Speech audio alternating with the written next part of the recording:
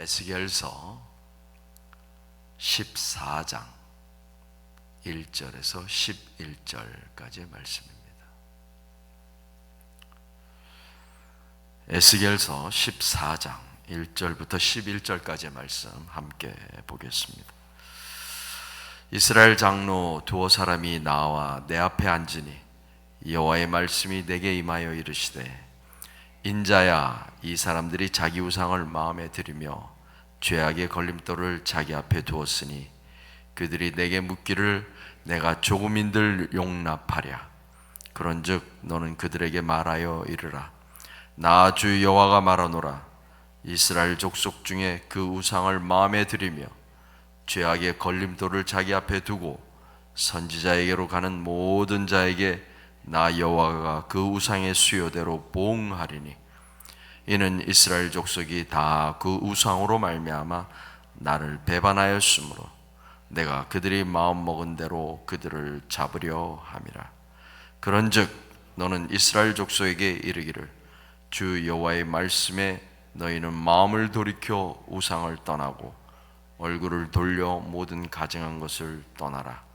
이스라엘 족속과 이스라엘 가운데 거류하는 외국인 중에 누구든지 나를 떠나고 자기 우상을 마음에 들이며 죄악의 걸림돌을 자기 앞에 두고 자기를 위하여 내게 묻고자 하여 선지자에게 가는 모든 자에게는 나 여호와가 친히 응답하여 그 사람을 대적하여 그들을 놀라움과 표징과 속담거리가 되게 하여 내 백성 가운데에서 끊으리니 내가 여호와인 줄을 너희가 알리라. 만일 선지자가 유혹을 받고 말을 하면 나 여호와가 그 선지자를 유혹을 받게 하였음이거니와 내가 손을 펴서 내 백성 이스라엘 가운데에서 그를 멸할 것이라. 선지자의 죄악과 그에게 묻는 자의 죄악이 같은즉 각각 자기의 죄악을 담당하리니, 이는 이스라엘 족속이 다시는 미혹되어 나를 떠나지 아니하게 하며 다시는 모든 죄로 스스로 더럽히지 아니하게 하여 그들을 내 백성으로 삼고 나는 그들의 하나님이 되려 함이라. 주 여호와의 말씀이니라. 아멘. 하나님 아버지, 감사합니다. 이 아침을 말씀과 함께 또 찬송과 함께 우리 믿음의 식구들과 함께 시작하게 하시니 감사합니다. 믿음의 선배들이 걸어간 그 길을 우리도 함께 쫓아가게 하시고 주의 말씀을 통하여 하나님의 마음을 더 깊이 알아가는 하나님의 자녀들이 되게 하여 주시옵소서. 온라인으로 유튜브로 함께 예배하는 모든 하나님의 자녀들에게도 풍성한 은혜로 채워 주시옵소서. 예수님의 이름으로 기도하옵나이다. 아멘.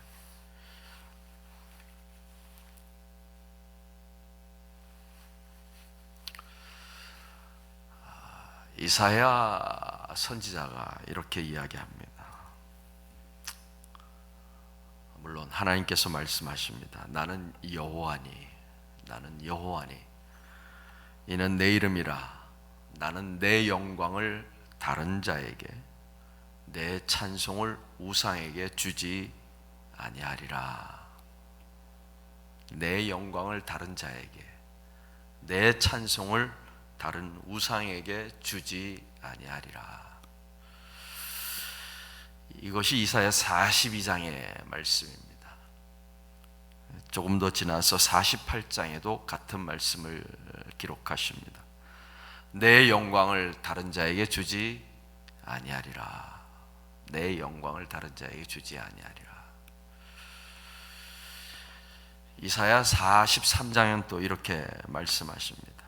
무릇 내 이름으로 일컫는 자, 곧 내가 내 영광을 위하여 창조한 자를 오게 하라. 그들을 내가 지었고 만들었느니라. 말씀을 정리해 보면 하나님께서 하나님 자신의 영광을 위하여 우리를 창조하셨습니다. 그런 인간이 하나님의 영광과 하나님의 찬송을 다른 우상에게 준다는 것은 하나님으로서는 용납할 수 없는 일입니다. 우리가 그제와 어제는 이 에스겔 13장의 거짓 선지자에 관한 말씀을 함께 나누었습니다. 자기 마음대로 예언하는 자, 어리석은 선지자들은 화를 당할 것이다. 그들은 허탄한 묵시를 보며 거짓된 점괘를 말하기 때문이다 라고 말씀하십니다. 그리고 자기 마음대로 예언하는 여자들에게도 마찬가지로 경고하시면서 이렇게 말씀하십니다. 그들은 영혼을 사냥하는 사람들이다. 자기 이익을 구하는 사람들이다. 그리고 하나님께서 하나님 자신의 백성을 구원하시겠다라고 말씀하십니다. 그리고 오늘 에스겔서 14장의 말씀이 이어집니다. 오늘 1절 말씀 보니까 이스라엘 장로 두어 사람이 에스겔을 찾아옵니다. 거짓 예언자 대신에 이스라엘 장로들이 에스겔을 선택합니다. 에스겔이 비록 심판을 이야기하고 하나님의 진노를 이야기하고 장로들의 뜻과는 맞지 않지만 에스겔을 찾아옵니다. 하나님의 뜻을 묻고 하나님의 심판, 하나님의 진노를 피할 방법을 알고자 찾아온 것입니다. 하나님께서 아주 반갑게 마치 집 나간 둘째 아들이 돌아오기를 기다리는 아버지처럼 장로들을 기쁘게 맞이하십니다. 맞습니까? 3절 그들이 내게 묻기를 내가 조금인들 용납하랴. 무슨 말입니까? 조금 쉬운 세 번역의 말씀으로 읽으면 이렇습니다. 내가 과연 이 사람들에게, 이런 사람들에게 질문을 받을 수가 있겠느냐? 그들이 온 이유를 다 알고 계십니다. 내가 그들의 질문에, 그들의 기도에 내가 응답해야 하겠느냐?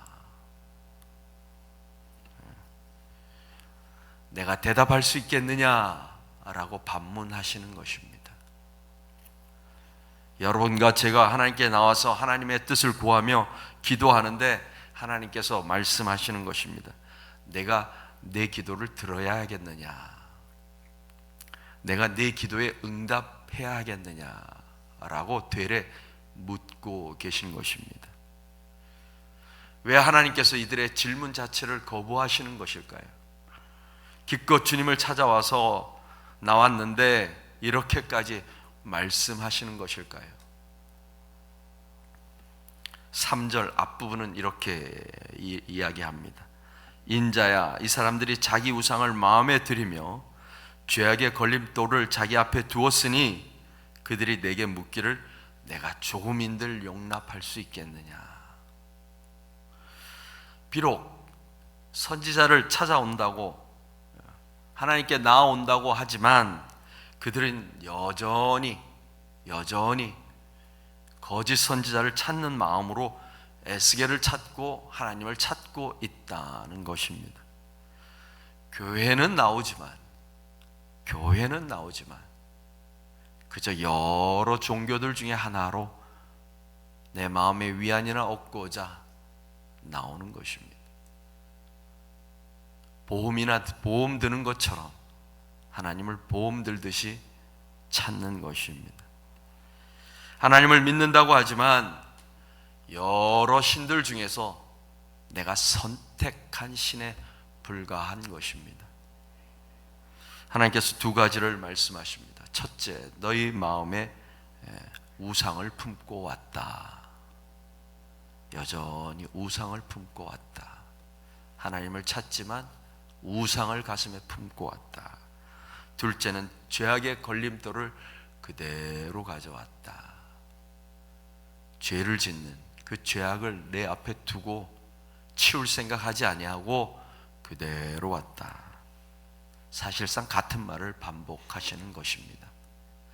간음하는 여인처럼 마음에 다른 남자를 품고 있는 신부처럼 너희가 가슴에 우상을 가지고 왔다. 너희는 여전히 너의 필요를 채우기 위해 하나님을 이용하고 있다. 하나님은 하나님께서 만드신 창조물과 깊은 관계를 맺기를 원하시는데 사람은 하나님을 은행 문 앞에 있는 ATM, 현금 지급기, 현금 인출기 정도로 생각하고 있다는 것입니다. 내 통장이니까 내가 필요하면 언제든지 꺼내 쓸 수 있는 ATM 정도로 생각한다는 것입니다. 그래서 하나님께서 요구하시는 것이 무엇입니까? 6절 떠나라. 마음을 돌이켜 우상을 떠나고 얼굴을 돌려 모든 가증한 것을 떠나라. 떠나라는 말은 다르게 표현하면 돌아오라는 것입니다. 돌아오라. 우상을 제거하고 죄악의 걸림돌을 제거하고 돌아오라. 그런데 여기서 하나님께서 에스겔을 찾아온 장로들에게 충격적인 말씀을 더하십니다. 7절부터 10절까지의 말씀입니다. 전체 내용을 요약하면 이렇습니다. 누구든지 이스라엘 족속이든지 아니면 이스라엘 가운데 거류하는 외국인이든지 간에 하나님을 떠나 자기 우상을 마음에 두고 여전히 죄악 가운데 살아가면서 자기를 위하여 하나님을 찾는 사람들에게 말씀하십니다. 너희가 예루살렘에서 우상을 섬겨서 여기까지 끌려왔다. 바벨론에서도 우상을 섬기면서 오히려 나를 찾느냐라고 물으시는 것입니다. 너희가 망한 이유가 무엇인지 너희는 알고 있느냐? 그런데 여기까지 와서도 네가 악을 행하면서 오히려 나를 찾느냐? 결국 이스라엘 장로들이 묻고자 하는 내용이 무엇입니까? 우리가 고향으로 돌아갈 수 있겠습니까? 우리가 이스라엘을 언제 회복할 수 있겠습니까? 우상을 마음에 두고 여전히 죄악 가운데 살면서 하나님을 나의 필요에 따라 그때그때 찾는 것입니다. 예루살렘이 어떻게 망했습니까? 어떻게 이스라엘 백성이 바벨론의 포로로 끌려왔습니까? 하지만 이스라엘은 하나님을 섬긴다고 하면서 여전히 우상을 자기 마음에 두고 있는 것입니다. 하나님께서는 에스겔과 장로들에게 말씀하십니다. 너희가 우상을 섬기면서 어째 나를 찾아왔느냐? 그리고 동시에 선지자에게도 경고하시는 것입니다. 거짓 예언자들처럼 유혹을 받고 자기 이익을 위하여 예언을 하면 우상을 섬기는 자의 죄악과 같다. 그들을 도우면 선지자인 너도 그들의 죄악에 동참하는 것이다. 너도 그 죄악을 담당해야 할 것이다.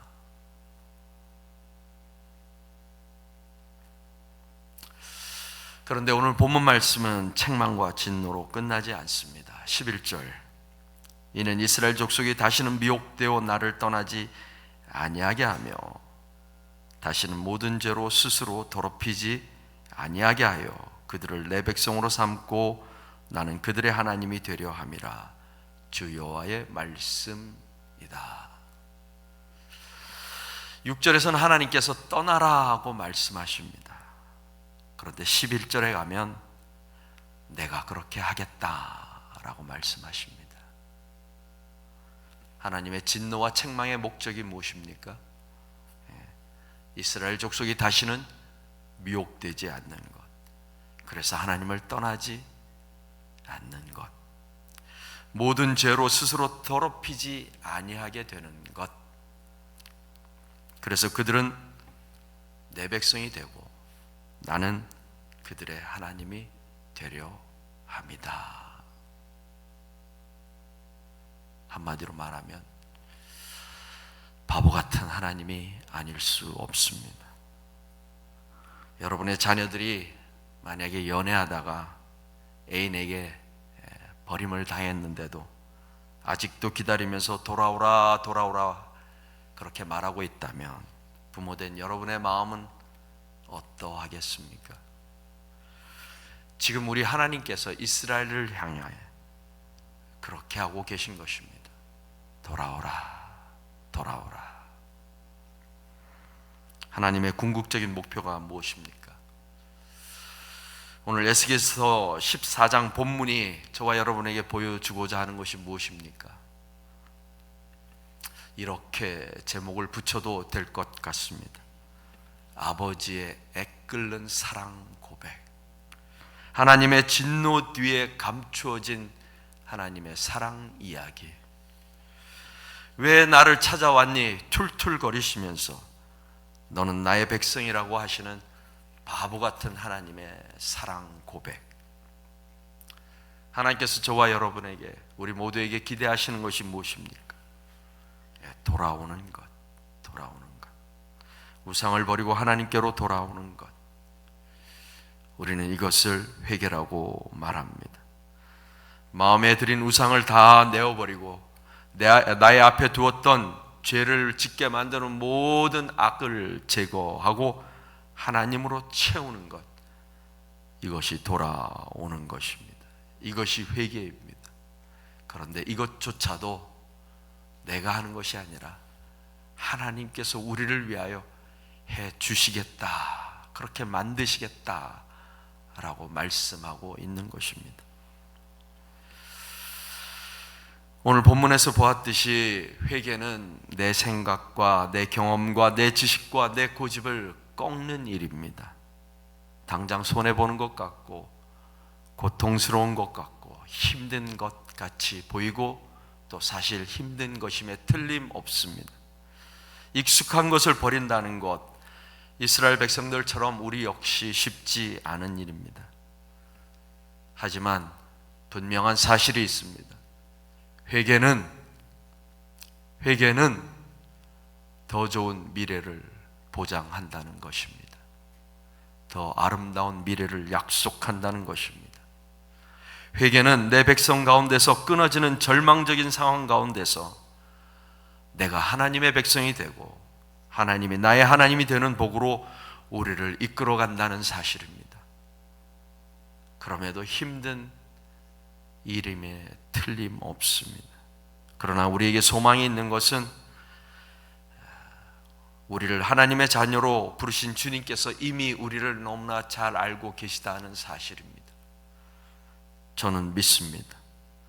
우리를 창조하신 하나님께서 우리를 회개의 자리까지 이끌어 가실 줄을 믿습니다. 더딘 것처럼 보이지만 우리가 주님 앞에 서는 그날 반드시 성령 하나님께서 우리를 완전하고 거룩한 자녀로 서게 하실 것입니다. 기도하겠습니다.